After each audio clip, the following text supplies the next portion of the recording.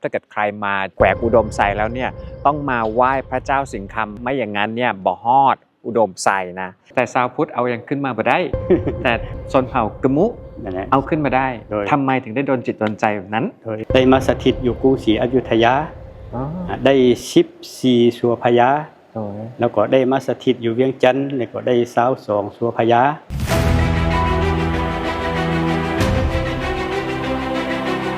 ประวัติของพระเจ้าสิงห์คำที่มาแล้วก็ความศรัทธา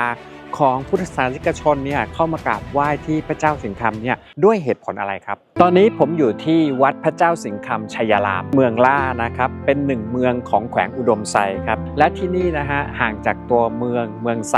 ที่แขวงอุดมไซนะอยู่ประมาณสัก30หลัก30โลนะฮะเดินทางมานี่ก็ประมาณชั่วโมงหน่อยๆนะครับ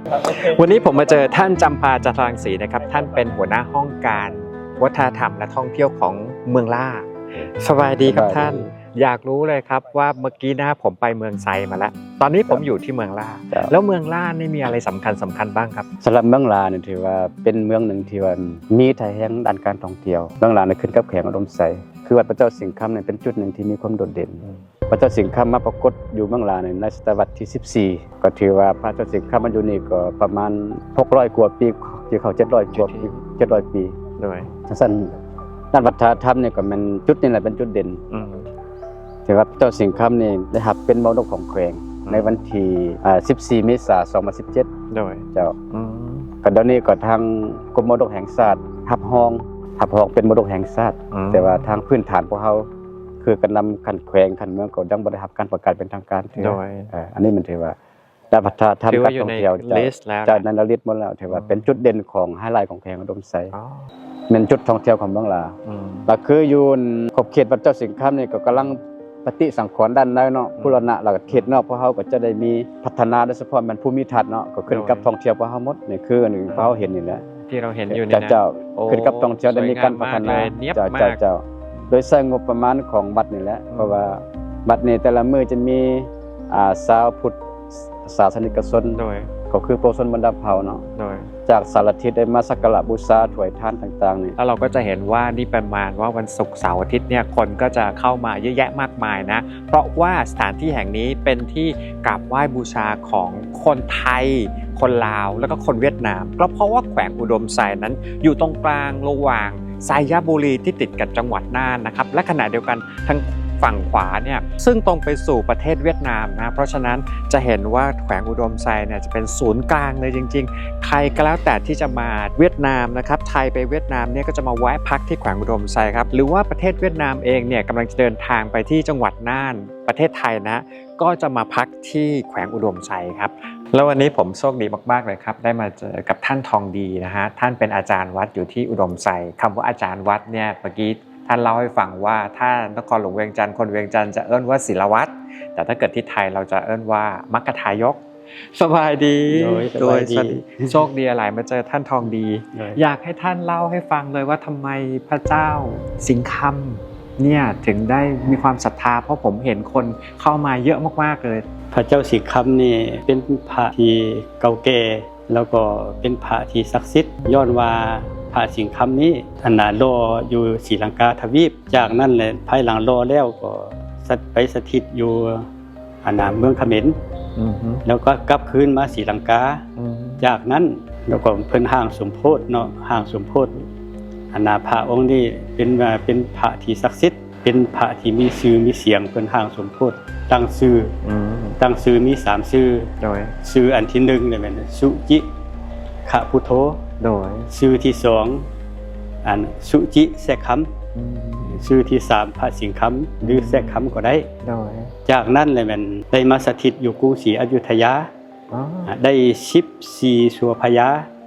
แล้วก็ได้มาสถิตอยู่เวียงจันทร์แล้วก็ได้22สัวพญาจากนั้นเลยมันปี1868โดยเจ้าฟังงุมนี่นำเอามาสถิตอยู่เมืองหลาแล้วพระองค์นี้เนี่ยเป็นพระที่โลด้วยท้องสำริดท้องหลาวผสมด้วยคำแต่เป็นพระที่ศักดิ์สิทธิ์ประชาชนพลเมืองมาขอพรถือว่าได้รับมากรับผลจึงว่าพระองค์นี้แหละมันเป็นพระที่ลือชื่อคนนับถือความสาลือไปทั่วทุกมอมทุกแจทุก อาณาคมเขตมาสักการะบูชาเพื่อขอพร โดย เพื่อขอพรโดยเฉพาะในการขอพรนี้มันเป็นลักษณะมาบะมาบน ส่วนหลายมาบนอย่าง โดยมาบะมาบน95ส่วนห้อยมันได้ผล อ๋อ เฮ็ดให้คนนี่เชื่อถือคนเชื่อถืออยากมาสักการะบูชาย้อนว่ามาสักการะบูชาแล้วนี่มันได้รับพรไปหรื ไม่ อว่า น่าล่ะคนมาบนมาบะมาบนแล้วเนี่ยต้องกลับมาอีกครั้งหนึ่ง โดย เพื่อที่จะมา ตอบแทน มาตอบแทน โดย ส่วนหลายนี่คนที่เข้ามาเนี่ยมักจะมาขออย่าง แม่ ขอพรอะไร ส่วนหลายเนี่ยมาขอพรนี่แหละขอบุญขอโชคขอลา ข ภ อโชคขอลาภ โดย ขอลูกขอหลาน ในขอลูกขอทุกอนาทุกสิ่งทุกอย่าง ที่มาขอ แต่ผมเห็นองค์พระท่านองค์พระสิงห์คำเนี่ยเจ้างดงามหลายๆ แล้วก็ทำไมถึงได้พระเจ้าสิงห์คำเนี่ยได้มาอยู่ที่เมืองลาล่ะ ภายหลังที่ว่าได้พระสิงห์คำนี่มาอยู่เมืองหลานี้ย้อนว่าพระเจ้าฟังงุมเนี่ยมันจุดประสงค์เจ้าฟังงุมนี่อยากเอาเมื่อสถิตอยู่12 พรรณฤกษ์ อ๋อ อยู่ทั้งภาคเหนือนี่ของเขตใดที่บ่ยอมขึ้นกับราชอาณาจักรล้านช้างและเจ้าฟังงุมมีจุดประสงค์เอาพระที่สำคัญเอาพระที่ศักดิ์สิทธิ์ไปสถิตอยู่สุดท้ายมาเลยมันภายหลังว่าเอาเข้ามาในน้ำภาคนี้แล้ว โดย แล้วก็มีสมัยเจืองเกิดการญาติแยงแล้วก็ทหารของเจ้าฟังงุมเนี่ยเอาไปจมไว้ในน้ำเพื่อเชืองบ่อยากให้พระสิงห์คำนี่เสียหายแล้วก็มีท่านแสนสวกเมืองขวานี่มาวานแหแหนั้นไปเกาะเอาเกตแล้วก็ดึงแหนั้นได้ก็บ่ได้แล้วก็จึงเอาชาวบ้านมาดำเห็นก็จึงมาพี่ป้องเอาภายหลังทางเมืองขวานี่มาพี่ป้องเอาบ่ได้แล้วก็จึงส่งข่าวมาทางเมืองหลาเมืองหลาเนี่ยมันไปพี่ป้องเอาก็บ่ได้เนี่ยยังมีบ้านลิงกอยบ้านหนึ่งว่าชนเผ่าเราถึงชนเผ่าขมุในสมัยในฤดูพูดเข้าให้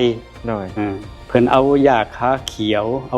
อาฝ่ายดำฝ่ายแดงในห้างแม่ไม้แล้วก็เอาเฟืองเข้ากำนี่ผสมกันฝันเชือกได้ร้อยว่าฮอดมือนัดหมายแล้วก็นำพากันไปเอาไปป้องเอาเนี่ยมันได้มายังไงได้ถึงเอาขึ้นมาได้ดึงขึ้นมาได้แล้วก็ภายหลังได้แล้วก็เอาชาวบ้านชาวเมืองนี่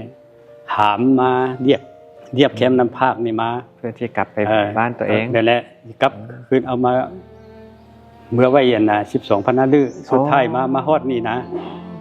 มาฮอดอยู่บ่ตกอยู่เมืองลาเนี่ยมัน10 คนหามก็ไปบ่ไป20 คนหามก็บ่ไปท่านองค์บ่อยากไปบ่อยากไปแล้วก็เอามาสถิตไว้อยู่ตรงนั้นไปไหนก็ไปได้นั่นแหละแล้วจึงได้สถิตอยู่เมืองลาที่จนตลอดเท่าถึงปัจจุบันนี้ก็เลยสร้างศิลป์สร้างโบสถ์ขึ้นมาเพื่อท่านซึ่งจริงๆแล้วเนี่ยที่ท่านเล่ามาทั้งหมดเนี่ยพระท่านอยู่ตรงนี้แหละและหยุดอยู่ตรงนี้โดยอย่างนี้นี่เองมีหน้าละคนถึงได้มีความรู้สึกว่าท่านศักดิ์สิทธิ์เพราะว่ามีประวัติอะไรบางอย่างมาซึ่งเรามีความรู้สึกว่าเป็นความเชื่อถือของคนโบราณเล่านั่นแหละแต่ว่าจุดพิเศษของพระองค์นี่พระสิงห์คำองค์นี่เนี่ยโดยแม่นพญานาคเป็นผู้ปกปักรักษานั่นแหละพญานาคซึ่งเป็นความเชื่อของทั้งคนลาวและคนไทยทางภาคอีสานนะจะมีเรื่องพญานาคทางด้านมาช่วยปกปักรักษาโดยเพราะจริงๆแล้วพระเจ้าสิงห์คำเนี่ยก็คือจมน้ำอยู่โดนพอสมควรโดยแล้วก็ขณะเดียวกันก็เมื่อกี้อย่างที่ท่านเล่าคือว่าใครก็จะเอาขึ้นมาบ่ได้แล้วทำไมจะต้องเป็นชนเผ่ากะมุซึ่งก่อนหน้านี้ก็นับถืออีกแบบนึงนั่นแหละเนาะแต่ชาวพุทธเอายังขึ้นมาบ่ได้แต่ทางด้านชนเผ่ากะมุเอาขึ้นมาได้ทำไมถึงได้โดนจิตโดนใจแบบนั้นแล้วกำลังจะนำพาไป12 ปันนาแต่บ่ฮอดมาอยู่ที่นี่พระท่านอยากอยู่ที่นี่แบบนี้นี่เองโอ้ขอบใจหลายๆเลยครับซึ่งมาไขข้อข้องใจว่าทำไมถ้าใครได้มาที่แขวงอุดมไซแล้วต้องมาไหว้พระเจ้าสิงห์คำแบบนี้นี่เองแล้วผมก็เห็นว่าคนมาหลายๆเลยคนมาเยอะมากๆเลยตลอดทั้งวันมาเพื่อมาขอและขณะเดียวกันมาเพื่อตอบแทนโดยมาขอแล้วได้ผลแล้วก็มาตอบแทนดูคนเข้ามาเรื่อยๆเลยนะแต่มันติดพันกับท่องเที่ยวบ่รับผิดชอบหมดตัวนี้แต่ว่ามันจุดหนึ่งเป็นไฮไลท์ของเมืองโดย ถือว่าจุดนี้คน อากาศแบบนี้แบบว่าอากาศเย็นทั้งปีเลยพระท่านมีความรู้สึกแบบว่าข้างบนนี้เย็นมากๆเลยหนาว เย็นก็ เลย ตอนนี้ถือว่าฮอตช่วงฤดูเดือน2นี่แล้วก็จะหมดฤดู อ่า เดือน2เนี่ยหมดฤดูหนาวแล้วเข้าสู่ฤดูร้อน อืม จะเป็นเมืองหนึ่งที่ว่าอุดมสมบูรณ์ตามธรรมชาติก็เห็นป่าไม้แดงเขียวสดงดงามอยู่แล้วก็จะได้พัฒนาท่องเที่ยว โอ้วิวตรงนี้งามเลยเนาะ แม่นแหละพระพวกทานจะขึ้นมาจุดชมวิวจุดนั้นเราไปเบิกสารน้ำภาค อ๋อเราจะเห็นจากตรงนี้เลยเนาะ เจ้าสารน้ำภาค โหนี่ก็แบบว่าเราจะพัฒนาไปเรื่อยๆเป็นแหล่งท่องเที่ยวไปเรื่อย ใช่ ๆขยายขึ้นไปเรื่อย ตอนนี้กำลังพัฒนาแต่ว่ายังบ่ทันได้สำเร็จที่จุดนี้คือกันจะมีสวนดอกไม้อีกจุดนี้ แขวงอุดมไซยังไม่จบเพียงเท่านี้นะครับ ยังมีที่สวยงามและไม่เคยถูกค้นพบมาให้ชมกัน คราวหน้าถ้าเราจะไปไหนเราจะไปทำอะไรช่วยฝากกดติดตามกันด้วยนะครับ กับช่องไทยลาว Together ไปไทยมาลาวไปไหนไปกันไทยลาวไปด้วยกันสบายดี สวัสดีครับ